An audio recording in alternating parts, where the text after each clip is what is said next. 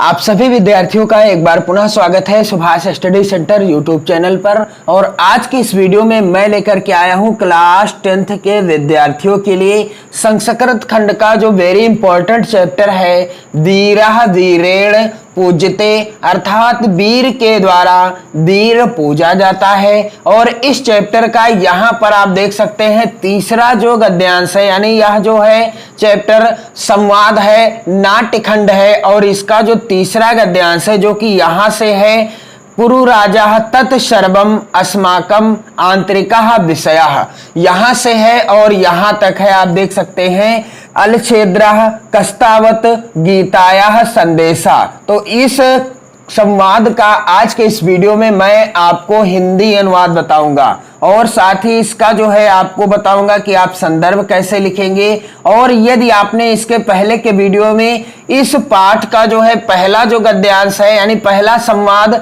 और दूसरा संवाद जो कि वेरी इंपॉर्टेंट है, इनसे रिलेटेड वीडियो न देखा हो आपको चैनल की प्लेलिस्ट में मिल जाएंगे। और मैंने हिंदी का जो संस्कृत खंड है, संस्कृत खंड का जो पहला पाठ है जो कि वेरी इंपॉर्टेंट है आपकी बोर्ड परीक्षा की दृष्टि से, वाराणसी और प्रबुद्धो ग्रामीणा, इन दोनों पाठों को कंप्लीट पढ़ा दिया है। आप चैनल की प्लेलिस्ट से वीडियो देख लीजिएगा। तो चलिए इसका आपको संदर्भ कैसे लिखना है। तो सबसे पहले इसके शुरुआत के शब्द को और अंतिम के शब्द को कुछ इस तरीके से आपको लिखना है, चाहे आप बोर्ड परीक्षा की कॉपी में लिखें या फिर अपनी नोट्स में लिखें। यहां पर आप देख पा रहे हैं पुरुराजः तत्, फिर मैंने डॉट डॉट करके अंतिम के शब्द को लिख दिया है। ब्लैक पेन से ही आप लिखेंगे, रेड पेन का इस्तेमाल आपको बिल्कुल नहीं करना है। मैं आपको प्रत्येक वीडियो के माध्यम से बता रहा हूं कि ब्लैक और ब्लू यानी काला और नीला पेन का ही इस्तेमाल करिएगा। तो यहां पर शुरुआत के शब्दों को मैंने लिख दिया,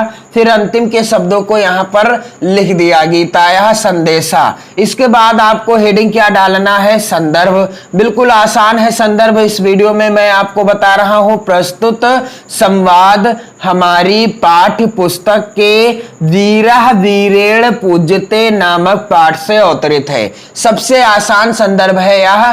प्रस्तुत संवाद हमारी पाठ्य पुस्तक के धीरः धीरेण पूज्यते नामक पाठ से अवतरित है। आप संदर्भ लिखते समय ध्यान क्या देंगे कि आप पाठ का नाम ब्लैक पेन से लिखेंगे। संदर्भ लिखते समय आप ध्यान दीजिएगा कि आप जो है पाठ का नाम जब भी लिखेंगे संदर्भ के अंतर्गत पाठ का नाम ब्लैक पेन से ही लिखेंगे। और एक चीज और ध्यान दीजिएगा, इस पाठ के जितने भी संवाद हैं यहाँ पर या श्लोक हैं, सबका आप संदर्भ सेम इसी तरह से लिख सकते हैं। तो यहाँ पर आप देख पा रहे हैं जो तीसरा यहाँ पर जो संवाद है यानी गद्यांश है, इसका मैं आपको संदर्भ बता चुका हूँ। चलिए मैं आपको पहले सरल हिंदी अनुवाद बता दूं, फिर मैं आपको बताऊंगा कि कैसे आपको हिंदी अनुवाद लिखना है। तो यहां पर लिखा हुआ है पुरुराजः तत् सर्वम अस्माकं आंतरिकः विषयः। पुरुराजः अर्थात पुरुराज कहता है, क्या कहता है, तत् सर्वम अस्माकं आंतरिकः विषयः, अर्थात वह हमारा आंतरिक मामला है। बाह्यासक्ते तत्र हस्तक्षेपः असहायः यवनराज। क्या कहता है पुरुराज कि किसी बाहरी शक्ति का इसमें हस्तक्षेप असहाय है। बाह्यासक्ते अर्थात किसी बाहरी शक्ति का, तत्र हस्तक्षेप असहाया यवनराज, किसी बाहरी शक्ति का इसमें हस्तक्षेप असहाय है यवनराज।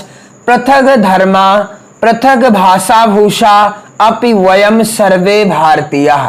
पुरुराज क्या कहता है कि अलग अलग धर्मों को मानने वाले, पृथक धर्मः अर्थात अलग अलग धर्मों को मानने वाले, पृथक भाषा भूषा अपि और अलग अलग भाषा और वेशभूषा वाले होते हुए भी, वयम सर्वे भारतीयः, अलग अलग भाषा और वेशभूषा वाले होते हुए भी, वयम सर्वे भारतीयः अर्थात हम सब क्या हैं, भारतीय हैं। विशालम अस्माकं राष्ट्रम। क्या कहता है पुरुराज कि हमारा राष्ट्र क्या है, विशाल है। विशालम अस्माकं राष्ट्रम, हमारा राष्ट्र विशाल है। तथा अर्थात जैसे कि उत्तरम यत समुद्रस्य हिमाद्रेश्चैव दक्षिणम वर्षम तद भारतम नाम भारती तत्र संततिः। अर्थात उत्तर और हिमालय के दक्षिण में, उत्तरम यत समुद्रस्य हिमाद्रैश्चैव दक्षिणम, उत्तर और हिमालय के दक्षिण में जो देश है वह भारत है। वह कौन सा देश है? वह भारत है। और जहां पर भारत की संतान रहती है, जहां पर भारत की संतान रहती है, उत्तरम यत समुद्र से हिमाद्रैश्चैव दक्षिणम वर्षम तद भारतम नाम भारती तत्र संततिः। और इसके बाद आगे लिखा हुआ है अलछेद्रः। सिकंदर कहता है अथ में भारत विजयः दुष्करः। सिकंदर क्या कहता है कि यथ में भारत विजयः दुष्करः। अच्छा, तो क्या मेरी भारत विजय का होना कठिन है? अर्थात मेरी जो भारत विजय है, मेरा सपना है, वह क्या पूरा नहीं होगा? पुरुराज कहता है ना केवलम दुष्करः, ना केवलम दुष्करः अर्थात केवल होना कठिन ही नहीं, असंभव अपि, असंभव भी है। क्या है? असंभव भी है। इस पर सिकंदर कहता है सरोसम अर्थात क्रोध के साथ कहता है। क्या कहता है? दुर्विनीत, अशिष्ट, किम ना जाना से, क्या तुम नहीं जानते हो? इदानीम विश्व विजयिनः अलछेद्रस्य अग्रे वर्तसे। इस समय तुम कहाँ खड़े हो? इस समय तुम विश्व विजयी सिकंदर के सामने खड़े हो। विश्व विजयिनः अलछेद्रस्य अग्रे वर्तसे। इस समय तुम विश्व विजेता सिकंदर के सामने खड़े हो। पुरुराज कहता है जाना, मैं जानता हूं, किंतु सत्यम तू सत्यम एव यवनराज, किंतु सत्य तो सत्य ही है यवनराज। मैं जानता हूं, लेकिन सत्य तो सत्य होता है। भारतीयः वयम गीतायाः संदेशा ना विश्रामः। हम भारतीय गीता के उपदेश को नहीं भूल सकते। और आगे लिखा हुआ है अलछेद्रः। सिकंदर क्या कहता है? कस्तावत गीतायाः संदेशा अर्थात क्या है? वह गीता का संदेश। इसके बाद मैं आपको गीता का जो संदेश बताता है पुरु राजा, वो वेरी इंपॉर्टेंट है आपकी बोर्ड परीक्षा की दृष्टि से, जो कि चौथे पद्यांश के रूप में है। और उसका वीडियो मैं जल्द ही आपको प्रोवाइड करा दूंगा। आप कमेंट जरूर कर दीजिएगा और साथ ही इस वीडियो को भी शेयर कर दीजिएगा। और साथ ही मैं आपको बताना चाहूंगा कि इसका जो हिंदी अनुवाद है आपको कैसे लिखना है। तो यहां पर आप देख लीजिए, लिखा हुआ है पुरु राजा तत्सर्वम अस्माकम आंतरिक विषयः। इस तरीके से आपको हेडिंग डालना है हिंदी अनुवाद। और क्या हो जाएगा हिंदी अनुवाद? कि वह सब हमारा आंतरिक मामला है। तत्सर्वम आंतरिक विषयः। और आगे लिखा है कि बाह्य शक्ति तत्र हस्तक्षेपा असहाया यवनराज। क्या हो जाएगा हिंदी अनुवाद? कि किसी बाहरी शक्ति का हस्तक्षेप असहाय है यवनराज। पुरुराज कहता है पृथक धर्म पृथक भाषा भूषा अपि वयम सर्वे भारतीयः। क्या हो जाएगा हिंदी अनुवाद? कि अलग अलग धर्मों को मानने वाले पृथक धर्म पृथक भाषा भूषा और अलग अलग भाषा और